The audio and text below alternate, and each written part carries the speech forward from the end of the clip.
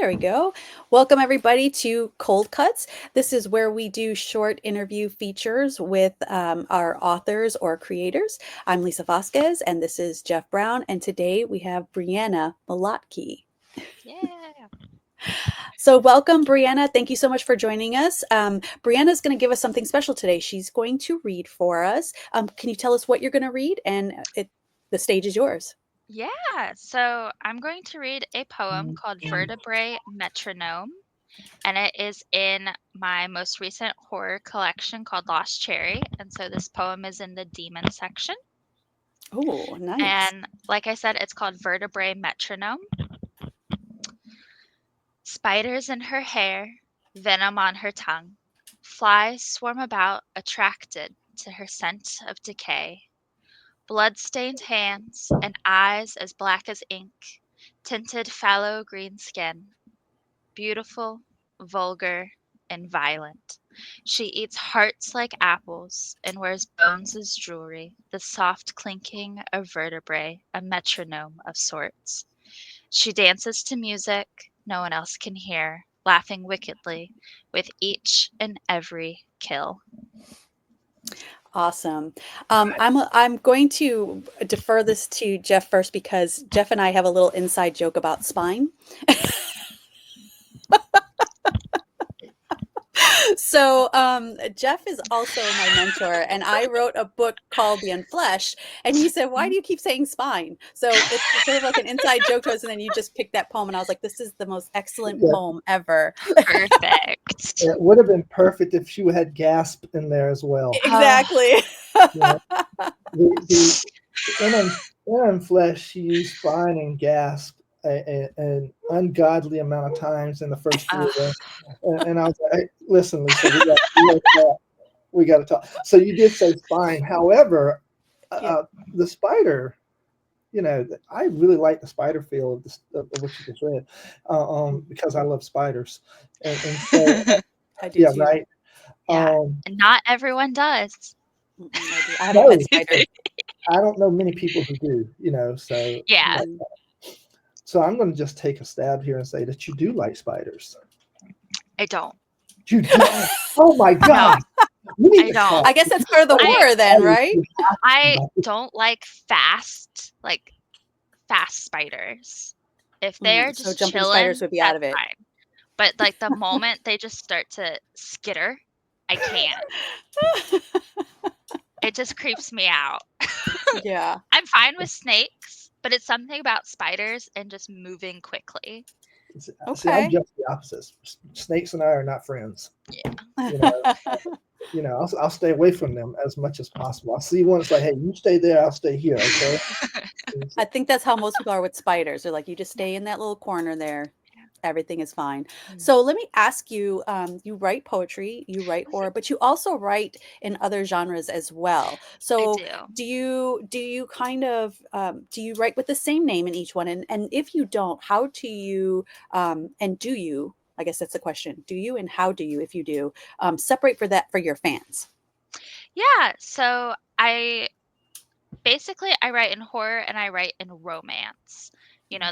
There's kind of some overlap, you can call it speculative fiction and but when I'm writing romance that is very specific with like there's a happily ever after, it's a specific type of romance, like Insta Love, I do use a pen name.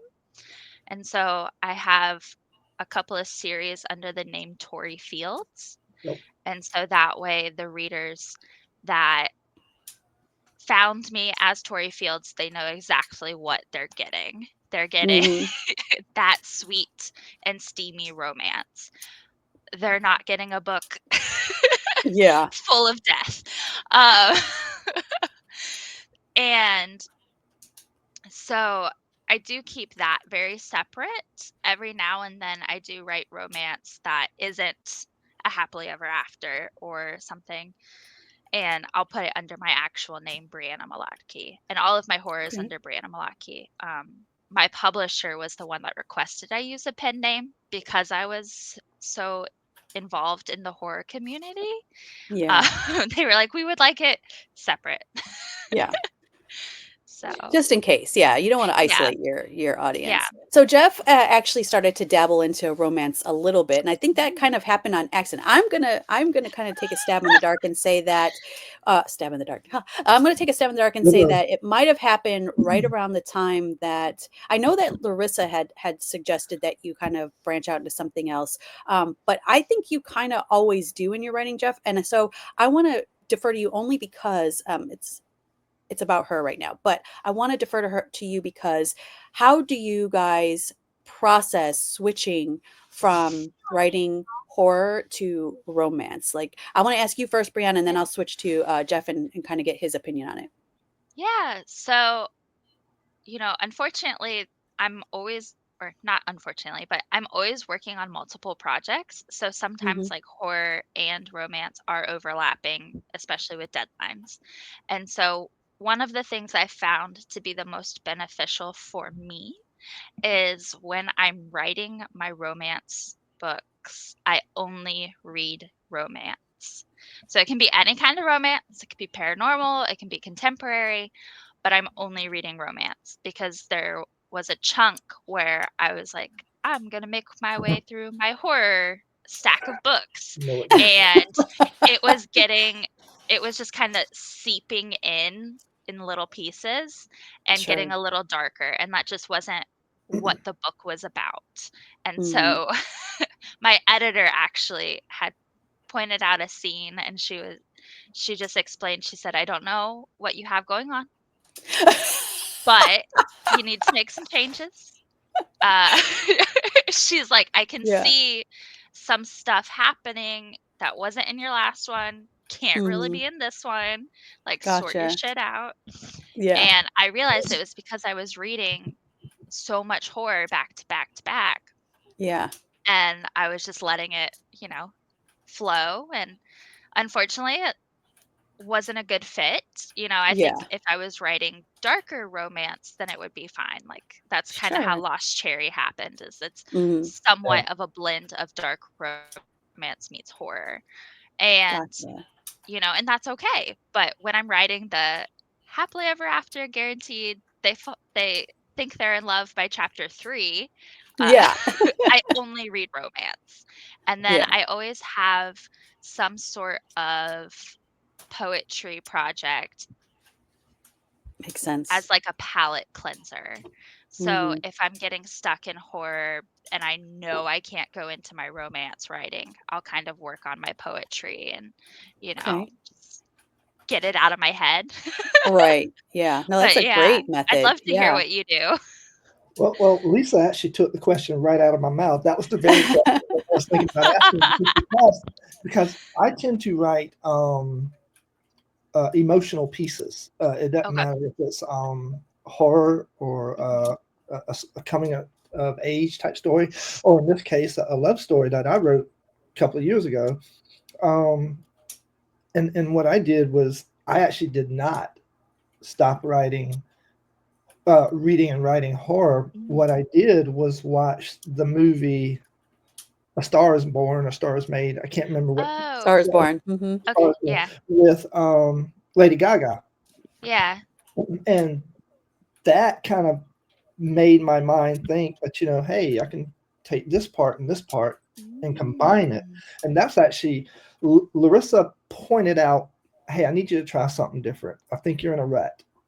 Okay. And but A Star Is Born really kind of got the juices flowing Hmm. because of the way the two characters in that movie kind of interacted, and it was so that you can't in real life you can't emulate that. It just Hmm. happens. Yeah. And so for me, I wanted to take that real life aspect and put it into something I'm um, very good at, which is writing and mentoring, because the Hmm. main character ends up mentoring the person he falls in love with. Yeah. And so, and the That's interesting thing is there is a very dark point in that story. So I have my love story. And so let me ask you this. So you said that your most recent book was Mhm. kind of a conglomeration of your dark side and your romantic Mhm. side, so to speak, in your writing. And when I went on Amazon, I was looking at a couple of the poems in there, and I was like, oh, those are very dark, which I like. Mhm. Um, and so, have you thought maybe of taking an actual, not the poetry part, but the actual darker side Mhm. of horror and creating a love story, a romance story with that darker side? I have, yes. I'm actually um, in the plotting, just need to start writing it phase I want to do a vampire romance, and I don't Okay. want to limit myself. Mhm. So it will be very gory and Nice. have that darker, like just whatever horror comes out, comes out. Mhm. Um, just still in the not quite sure what I want my vampire lore to be phase, so Sure. haven't Yeah. actually started. Right. No, and that's important too because vampires are, very near and dear to people who like that Yeah. kind of, especially with romance. I mean, when Mhm. you had Twilight, you had the younger generation, and Twilight, was written for younger kids, so I get it, right? Like when I first started reading, I was like, "What the hell?" And then I was like, "Okay, Lisa, remember this is written for a younger audience," Yeah. and I was like, "Okay, this makes sense now." And so, you had the damn sparkly vampires, which, by the way, I wasn't so offended by that. And I'll tell you why.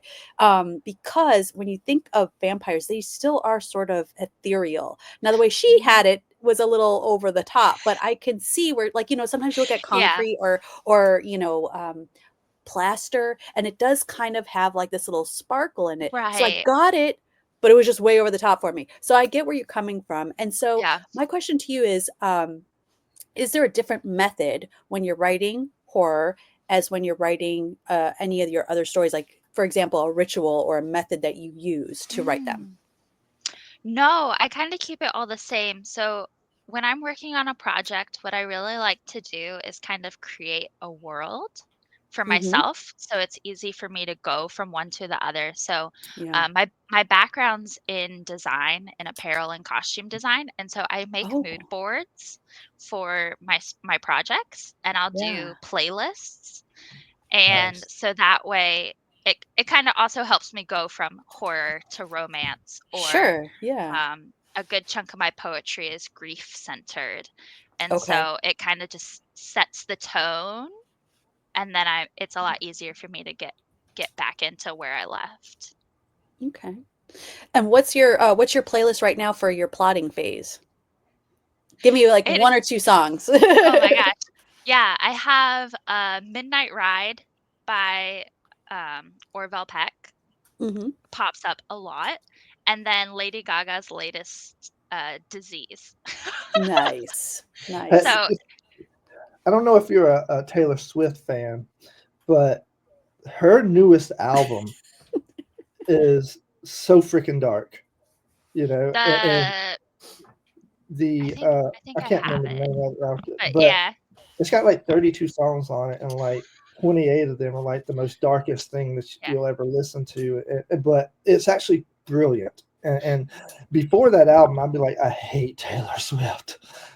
But a young lady at work said, listen to this album.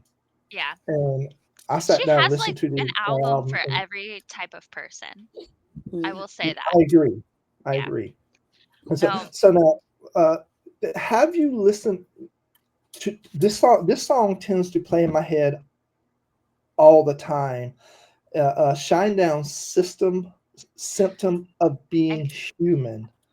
Yeah. And it's like such a powerful song that a lot of times, if I really want to get into my feels, I'll pop Mm. that song on and just play it on a loop.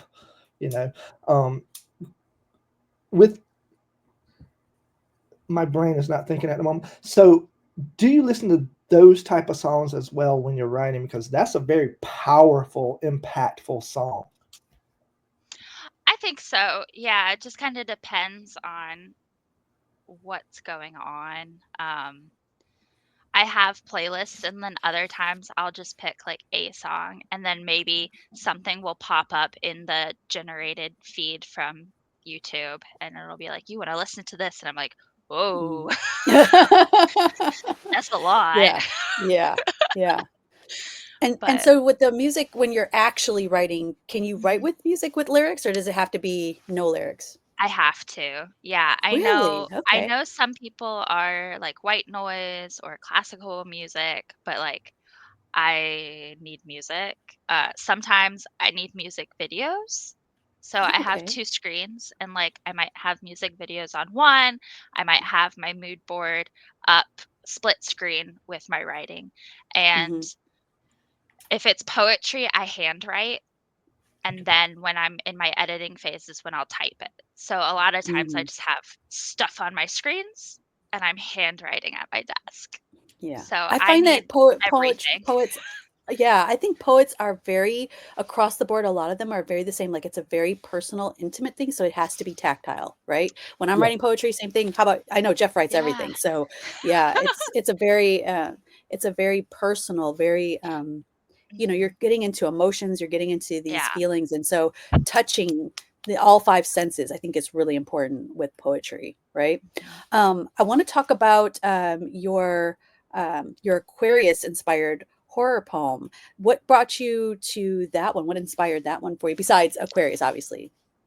Yeah. So the Aquarius, the in the HorrorScope Mhm. book, um, I love a good prompt. And like I feel like Yes. I sometimes I just like to see what submissions are for prompts to be like, "Ooh, this Yes. is really cool." And I might never send it, but I'll write something for it. And with that one, I was like, "Oh, okay. Well, I'm an Aries. So what are the Mhm. other zodiac's traits anyways?" Sure. And I was just looking it up and I was like, "Ooh, this is really nice." And I sat down with just a couple of traits and was like, "Oh, this is what I'm going to write." And that's what came about. Okay. But You yeah. do you because I have a hard time editing my poetry. Do you actually edit your poetry down from your original form? So with my poetry, I handwrite it. My Yes. handwriting's not the best. So when I go to type it, that's kind of my first round of editing is like, oh, Okay. did I really mean that word or did I mean this word? And then I'll have it up and I'll reformat it the way I want. And then I like to play around with syllables more than anything else. So Okay. so that's one of those things that, I think unless people are studying your work, no one's ever going to know. But I like to play with patterns in my syllable counts for my Okay. lines and stanzas. And so for me, that's more of my editing process because then I have to really be conscious about word choice. Makes sense. Mhm. And so just depending on what it is, that's it for my editing. Um, Maybe if I'm sending it to a specific place, I might go further into reading and going line by line and did I really want to break it there? I don't know, but a lot of the Yeah. times I just think like you said, poetry is so personal Right. that Mhm. Right. what I hand wrote that one time is 90% of the time what it ends up being. Right. Yeah. I mean, because That's it's what raw. I think That's Yeah. because with poetry, and I think that the right word there is raw. It's almost like you're ripping the Band-Aid off. You know, Yeah. and Yeah. when you rip the Band-Aid off, there's real feeling to that. I mean, Mhm. you get that quick, sharp pain, and then you have what's left of the Band-Aid feel on your skin. So for me, when I write a poem, it's very much, and I handwrite every single poem I've ever written, and then I go back and I retype it up and everything, Mhm. and but I rarely change any of the words because this was what I was feeling 3 weeks ago when I wrote the poem, Yeah. Yeah. and so I that feel like is where it's at for me. Yeah, I Mhm. feel like poetry is sort of like you have your 5 senses and, you have sixth sense with, um, that movie. But I feel like the real sixth sense is poetry because you're kind of elevating yourself to revisit past, present, or future, an emotion that is going on, or a memory, or a sense that you had, and that particular poem is really like revisiting or actually coming to visit. So you can use it for healing, you can use it for reflection, you can use it for what's happening right in this moment. And I feel like it's such a powerful way to get to your emotions. So I love when there are authors who write in multiple genres, but if they write in horror, I love that you said I use it to kind of clear my palate, because sometimes horror gets to the point where you're just like, you kind of get immune to the violence, you kind of get immune to things like that. So getting into that grief, like you said, knowing that you're touching on grief and those emotions is fantastic. I love that. Thank you. Yeah. Yeah. Yeah. Mhm. Absolutely. Absolutely. And so for your website, it's Brie Malotke. Is it? Do you have an So actual like? yes, if you just Okay. type in Malotke Writes, that's Thank my you. Yes. website. Yeah. Okay. So it didn't mask it on my phone. I do apologize there. So I'm Oh, like, you're I know good. there was a different one. Yeah. So, but I Yeah. love that you write out what these things are, because, and I'm actually probably going to steal a little bit of, your method here, because I no, I love think it. it's brilliant. It's brilliant. And you talk about, here's my work. Jeff would have a 17,000 page website if he did this, but Yeah. I you would. talk about what Absolutely. you you talk about what you write, when you wrote it, and then you kind of do like a little blurb for each one. And I love that you do that, because you're not leaving anything on the table. That's so, I know I've said it Thank before. you. It's brilliant. I don't want to beat it up, but it's so brilliant. So like you have like what the name is of your work, where we can find it, when you wrote it, and what the the inspiration was for it and Yeah. everything. So kudos to that. And we do a lot of different things on this sort of interview. We want to touch on Mhm. what inspires you. We want to talk about your method, but we also talk about new authors coming in and what they can do to sort of if they want to get into this, and if they Yeah. have questions about things. So when you decided to do this, what was your idea on this? Did it just come to you like, hey, I'm going to do this, or did you think, like I said, like, this is great, like I'm trying to get people to know what I do? To do the interview? No, To to do do writing, the way that like you no the way that you did oh, your website, how you wrote each yeah. piece, and then like Well, when you wrote I it and will stuff. say, uh, that was back when I had, like, 3 publications to my name, and and didn't really think a lot was gonna happen, right? So it was very Right. manageable and, uh, not time consuming, but no, Mhm. it's not bad.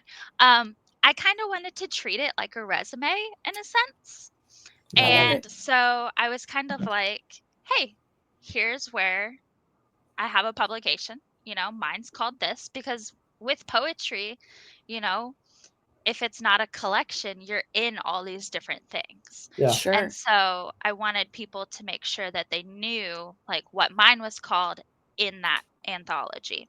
Yep. And Mhm. so it kind of grew and I was like, "Oh, well maybe I should categorize stuff." Some people like to read online, some people like physical books. And so that's Mhm. where then the division on the different genre pages are letting people Mhm. know like, "Hey, this is an actual book. You can't read it online." Uh, Yeah. but if you want to check out my work, here's the online stuff, and that tends to be free. So Mhm. I just wanted to be able to make sure Yeah. I wanted I to be love that. accessible. Yeah. No, it's brilliant. It's So, actually, I love it. Mhm. yeah. Yeah. Um, did you have any other questions for her, Jeff? Well, I mean, I was just going to say I did something very similar on my website because 17 books, you tend to lump them together. So it's like, okay, these are novels, these are novellas, these are collections, this is nonfiction. And so now my question now is, how many books do you have? Just you and your pen name?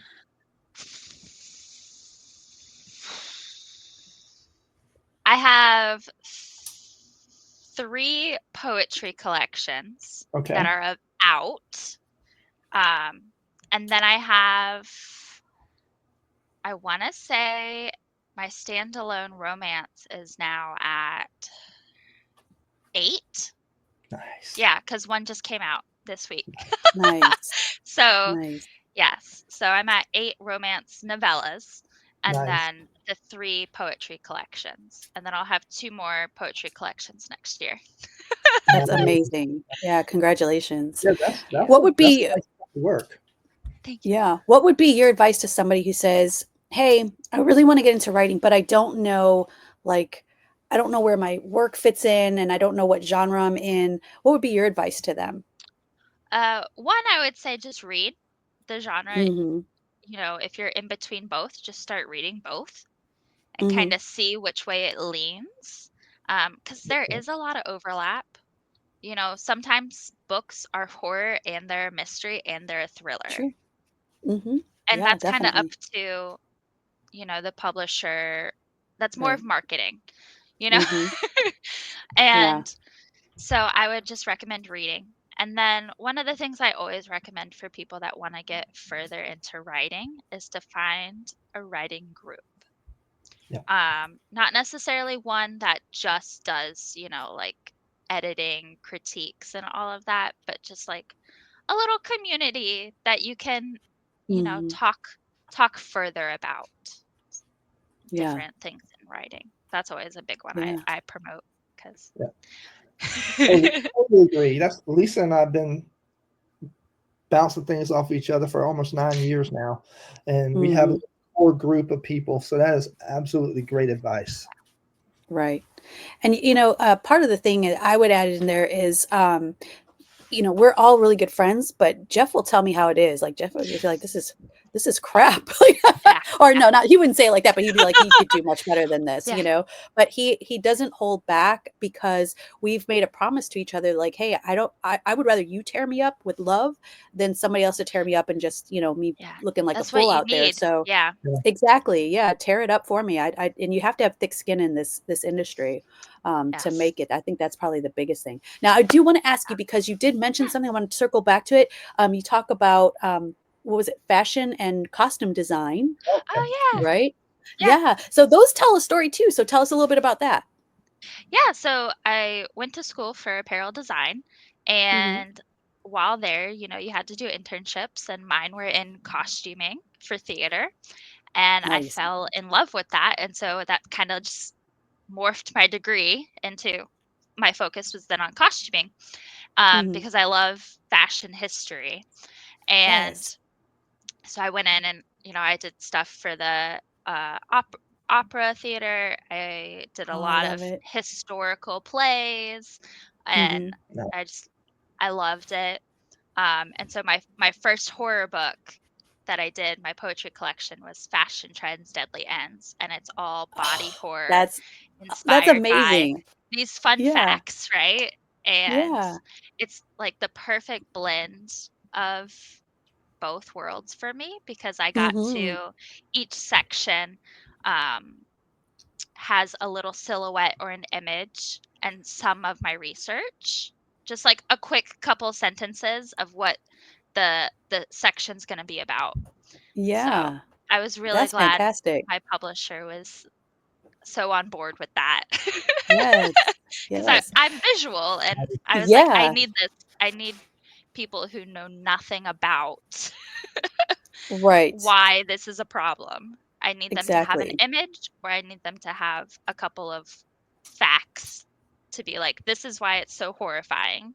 It is, and people don't realize that. So, like, I look back at, like, because I love costumes and I love mine is all historical. Like, a lot of my work is historical. So when I go back and I start learning about it, I'm like, the horror of just getting dressed, like, and what was in the clothing, what was in the dye, and what was in this, like, it's so crazy. And Yes. then I'm like, how did they even, of course they all died. Like, it's just Yep. ridiculous. But I love that you touch on that, and I love that you tell the story with it.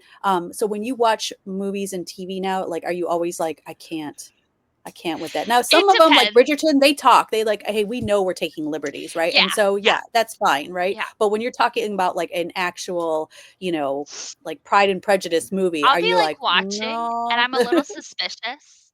I'll be like, but I try really hard not to. Uh, Right. but it's hard. And like, I think for me, it's more when I go see like a play or something. Yes. I'm a little Hmm. bit more, my critique is turned on than when I'm Yeah, sitting watching a that TV makes sense. show at Yeah. home. Yeah. Cause you can like actually almost feel it, right? And Yeah, see it. Yeah. yeah, That's amazing. Cool. Jeff, did you have anything else? I know he could ask you questions all day, so I'm going to give him a second. I have to see that thoughtful look on his face. So, Yeah, my Wi-Fi just went completely out. Oh, oh no, yeah, I see you. He's got that. So the thoughtful so face. he's frozen. My Wi-Fi Yeah. was concerned. So I was like, wait, Okay. I can't hear you. Yeah, his Wi-Fi went out. Ah. Oh no. Okay, so Yeah. tell me a little bit about where everyone can find you and what you have coming up for us. Yeah. So for all of my horror stuff, it's basically my first name, last name. I'm very active on Instagram, Mm-hmm. and I'm also on the Slasher app and Oh, TikTok. okay. I don't do a lot on TikTok, but I am there. Uh, Mm-hmm. and like I said, it's just Brianna Malotke. That's my handle. For romance, it's Malotke Romance. Okay. So I'm very easy to look up. Basically, if you search my last name, I'm probably what's gonna pop up. Okay. Completely lost Cool. Wi-Fi. My website I'm just walking is, to like the I house. said, Malotke Writes. Uh-huh. Okay, so it's Malotke Yeah. Writes, and we'll put a link on there Okay. for you, Yeah. just so they can find it. And what's coming up for you, upcoming releases? Yeah. So my horror book, Lost Cherry, just came out in August. Mm-hmm. Next year, I will have Death is a Tease, Mm-hmm. and that's a very emotional poetry collection. Like you said, raw. Yeah. That's I wouldn't really call it horror, but Okay. um, if you like to cry when you read, whatever Okay. genre that is, that's All a right. good. And then Most I Grief is a also genre. Yeah. and then the other book I'm working on with an artist friend of mine, um, is going to be a collection of poetry and art that is Okay. all inspired and opening the discussion surrounding different mental illnesses. Nice, Excellent. Very nice. nice. So, Yeah. Yeah, yeah, that's very great. emotional next year. Yes. I That's a see good that. thing. Yeah, that's a good way to say, okay, I need to cleanse the palate, but now you're cleansing the palate Yeah. with the grief again. Yeah, yeah. But you know You know, what? those I think side projects that you hop in between, well, yeah. now they're done. Yeah. And I think that also, like you said, you're going from romance to horror. There's just um different trauma in each of them. I mean, I think honestly, I think romance is just as scary as horror is, to be honest with you, because there's no, honestly, like when you're getting that vulnerability to fall in love with somebody. I mean, Yeah, you're hoping that anything that you don't typically show to other people, you're opening yourself to that raw like yes. acceptance. That's scary. It really is. Hmm. So I can see why Jeff wrote that. But oh yeah, what I was gonna come back to, Jeff, with you is I think that I saw a bit of that with Dredging Up Memories, because in that story, Hank's looking for his wife, and there was some, stuff in there. I mean, for a man to go through dystopian world with the Mm, hope and belief that he's going to find his wife, and I'm not going to tell you all the ending of that, but to have that underlying story as he's fighting off zombies and people and all that other stuff, like, to me that was romantic, so I could see where that would go. When you started writing romance and horror, what was your first one, Brianna, ooh, sorry. like the first kinda combination? No, I mean, like, when you Oh, first started writing, did you choose horror or did you choose horror. romance at first? Horror. So Okay. yeah, so I've always been a poetry writer, Mm-hmm. and a lot of my stuff was grief centered. And when Mm-hmm. I first started looking for publication, I was like, "Oh, this is a horror submission, but I think my stuff fits." Yeah. And it got accepted, and it kinda opened me up to the world of horror poetry, and I was like, "Oh, Gotcha. okay." And it Mhm. kinda just stumbled from there. Yeah, So, Gotcha. horror was my first. Yeah. I Very think it's. awesome. Yeah, I think horror was all of our first love. Yeah, You know, I think but so. the crazy thing, you said a lot of your poetry is grief centered. Um, Mhm. I think a lot of stories in general are grief-centered, you know? I could Yeah. be wrong in this, but if you actually look back in most of the really good books or movies, there's some form of grief or mental issues going on. Yeah, So, I mean, that's yeah. that's That's a powerful. universal feeling, Yes. and, like, I don't think you have to say a lot for someone to Right. put themselves in that situation, and I think it's kind of that automatic you get your reader Right. to be there, be in the story. Right. And I think it's something that everybody can put themselves in that shoe Mhm, and be in that moment with you. I think mhm. everybody can. Yeah. That's why with, my one poetry collection, Don't Cry in Kashmir, it does deal with love and loss, and I tried really hard to keep all of the pronouns they, them, so that readers could just put Mhm. themselves there and Yeah, that's awesome. just deal with any situation in the book. They could be like, "Oh my gosh, this is me." So Yeah, Yeah, that's absolutely. awesome. That's great. S so I appreciate you being here with us. Thank you so yeah, much for that thank special you. reading.